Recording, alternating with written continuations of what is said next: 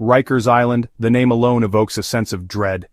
For decades, this island jail complex in New York City has been synonymous with violence, corruption, and despair.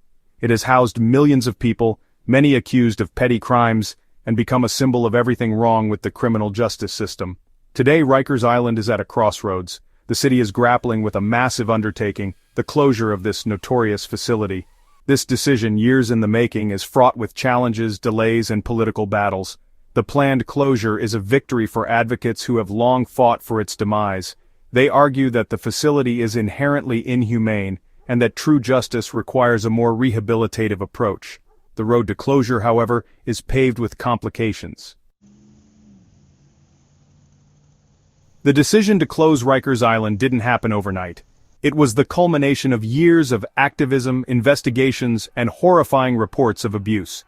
The island's reputation as a place of violence and neglect is well documented. In recent years, the situation at Rikers has only worsened.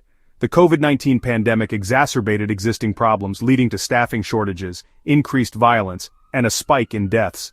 The city has struggled to maintain basic services and provide adequate medical and mental health care to the people incarcerated there. These failures have drawn sharp criticism from elected officials, advocacy groups, and federal monitors. The closure of Rikers is a monumental task, with logistical and financial hurdles at every turn. The closure of Rikers Island has become a political lightning rod. Mayor Adams, facing pressure from rising crime rates and a skeptical public, has expressed concerns about the feasibility of the current plan. The mayor has clashed with advocates over the pace of the closure and the size of the proposed borough-based jails. He argues that the city needs more jail space, not less, to address the current crisis. This debate highlights the deep divisions over criminal justice reform in New York City. While there is broad agreement that Rikers must close, there is no consensus on how to do it or what comes next.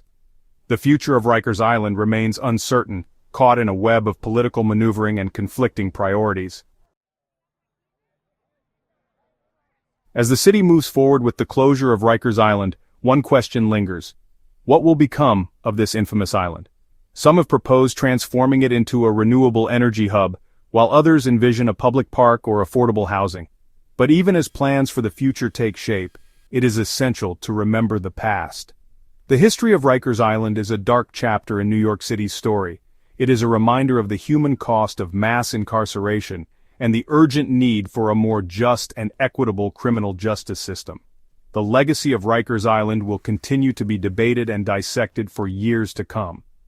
The closure of this notorious jail complex is a significant step toward a more humane and just criminal justice system, but the fight is far from over. Don't forget to watch our next video, subscribe to our channel, and like this content for more updates on justice reform and other important issues.